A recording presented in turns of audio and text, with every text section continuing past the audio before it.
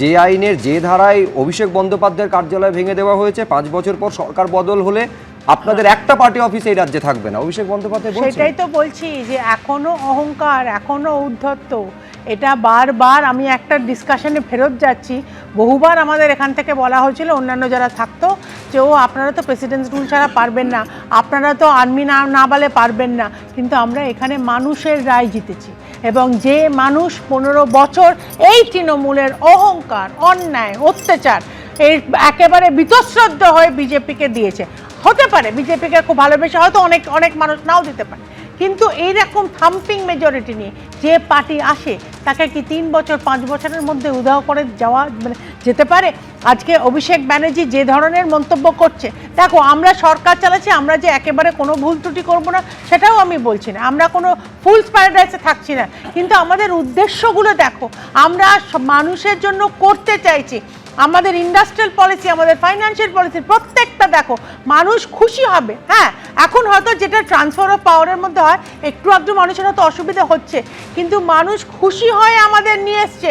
সেই মানুষকে থ্রেটেন করা আজকে এই ধরনের অপমানজনক কথাবার্তা যে 5 বছর পর ওরা আবার ফেরত আসবে করে আমাদের পার্টি অফিস ভাঙবে, এটা তো মানুষকে অপমান করা, যেটা অভিষেক ব্যানার্জি বারবার করে এসছে। আজকে ডায়মন্ড হারবার মডেল বলে এত ঔদ্ধত্য। ডায়মন্ড হারবার মডেল মানে কি? ইলেকশনের 3 দিন আগে তালা বন্ধ করে রাখা হতো মানুষকে। ডায়মন্ড হারবার মডেল মানে ওই যে কি সেবাশ্রয় নাকি, এমন ট্রিটমেন্ট সেখানে হতো যে কার হাত কেটে যাচ্ছে, কার পা কেটে বাদ দিয়ে যাচ্ছে, ভুল ওষুধ, এক্সপায়ার করা ওষুধ, এবং সেইখানে টাকা নেবার জন্য। বেশ সেবাশ্রয় নিয়ে আমরা আবার পরবর্তীতে আসবো। তবে দেখুন, এই যে অভিষেক বন্দ্যোপাধ্যায়ের আমতলার যে কার্যালয় সেটা লিপস অ্যান্ড বাউন্সের নামে নথিভুক্ত। এখানেই বিজেপি প্রশ্ন তুলছে যে লিপস অ্যান্ড বাউন্সের নামে নথিভুক্ত জমিতে কিভাবে অভিষেক বন্দ্যোপাধ্যায়ের সংসদ অফিস, ওই সংস্থার সঙ্গে কি যোগ ডায়মন্ড হারবারের তৃণমূল সাংসদের? পাল্টা জবাব এসেছে কালীঘাট তৃণমূলের তরফে। দেখুন,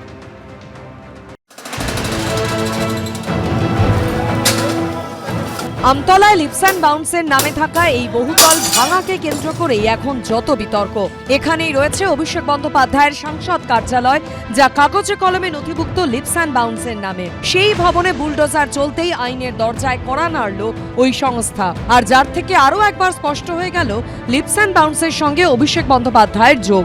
যে এই হচ্ছে দুটি নোটিশ দেখো, একটা হচ্ছে 30/6/2026, একটা হচ্ছে 7/7/2026, এবং সেই নোটিশে স্পষ্ট করে এখানে লেখা রয়েছে, যেটা নোটিশটা দেওয়া রয়েছে হিয়ারিং নোটিশ, এবং সেখানে Amit Bandyopadhyay director leaps and bounds private limited, এবং ওনাকে উদ্দেশ্য করে এই নোটিশ এবং হিয়ারিং নোটিশ, এবং সেখানে বলা হচ্ছে এই ঠিকানার কথা উল্লেখ করে প্লট নাম্বার করে 509 512 এই প্লট নাম্বার খতিয়ান নাম্বার দিয়ে বলা হচ্ছে যে 15/7/2026 দুপুর 2টোয় হিয়ারিংয়ের জন্য ডাকা হচ্ছে। এর আগে প্রাথমিকে নিয়োগ দুর্নীতি মামলায় সামনে আসে লিপস অ্যান্ড বাউন্সের নাম। সেই সময় অভিষেক বন্দ্যোপাধ্যায় নিজেই স্বীকার করেন তিনিই ছিলেন এই সংস্থার সিইও। আমি এখনো ওই পদে আছি। এবার সেই সংস্থার নামে নথিভুক্ত বহুতলে বুলডোজার চলতেই কলকাতা হাইকোর্টে মামলা করা হয়। তাহলে ওই লিপস অ্যান্ড বাউন্স আর মমতা মানে অভিষেক ব্যানার্জি এক হ্যায়, এটা তো বহু পুরনো তত্ত্ব, এটার মধ্যে নতুনত্ব কি আছে? এটা তো বহু পুরনো তত্ত্ব। লিপস অ্যান্ড বাউন্সের মালিক যে অভিষেক, এটা আমরা আগেও জানি। লিপস অ্যান্ড বাউন্সের শুধু অভিষেক না, অভিষেকের বাবা, অভিষেকের মা, অভিষেকের বাড়ির আরো অনেক আত্মীয়রা যুক্ত আছে লিপস অ্যান্ড বাউন্সের সাথে। এটা তো পুরনো কথা। বুলডোজার অ্যাকশনের বিরুদ্ধে কলকাতা হাইকোর্টে মামলা দায়ের করে লিপস অ্যান্ড বাউন্স, যার প্রেক্ষিতে রাজ্য সরকারের তরফে অ্যাডভোকেট জেনারেল সুরজিৎ নাথ মিত্র বলেন, আমতলায় 507 দাগ নম্বরের জমিতে থাকা বেআইনি নির্মাণ ভাঙা হচ্ছে। লিপস অ্যান্ড বাউন্স কিনেছে তার আশপাশের 509, 512 দাগ নম্বরের জমি, ফলে ওরা এই মামলা করতেই পারে না। মামলাকারীর আইনজীবী কিশোর দত্ত পাল্টা সওয়াল করেন, যদি তাই হয় তাহলে কোন প্রেক্ষিতে লিপস অ্যান্ড বাউন্সের নামে নোটিশ দেওয়া হলো? দক্ষিণ 24 পরগনা জেলা পরিষদের আইনজীবী জবাবে বলেন, সুশান্ত মণ্ডল নামে এক ব্যক্তির অভিযোগের প্রেক্ষিতে তাদের এক্সিকিউটিভ ইঞ্জিনিয়ার সেখানে অনুসন্ধান করে দেখেন ওই ভবনেই ডায়মন্ড হারবারের সাংসদের অফিসের নামে বেআইনি নির্মাণ করা হয়েছে। রাজ্য সরকারের আইনজীবী হিসেবে অ্যাডভোকেট জেনারেল সওয়াল করেন, যেহেতু নিয়োগ দুর্নীতি মামলায় লিপস অ্যান্ড বাউন্সের বিরুদ্ধে ইডি তদন্ত করছে, তাই এক্ষেত্রে ইডির বক্তব্যও শোনা উচিত। যে পার্টি অফিস তাহলে এখানে এই দলে পশ্চিমবাংলা সারা ভারতবর্ষ যে যত পার্টি অফিস আছে তাহলে সবার বিল্ডিং প্ল্যান আইনমতো স্যাংশন সব কিছু আছে কিনা, কোনো ডেভিয়েশন আছে কিনা চেক করা হতো। এটা যে রাজনৈতিক প্রতিহিংসা থেকে করা যাচ্ছে এটাই তার প্রমাণ, যে বেছে বেছে তৃণমূল কংগ্রেসের অফিসকেই ভাঙা হচ্ছে। এটা কিন্তু সম্পূর্ণভাবে রাজনৈতিক প্রতিহিংসার ব্যাপার। প্রশ্ন হলো, লিপস অ্যান্ড বাউন্সের জমিতে তৈরি ভবনে কিভাবে নিজের সাংসদ অফিস করেছিলেন Abhishek Bandyopadhyay? Lips and bounce একটা কোম্পানি, যেখানে তার বাবা আছেন, মা আছেন, স্ত্রী আছেন, কালীঘাটের কাকু আছেন, আর তিনি সিইও হিসেবে আছেন।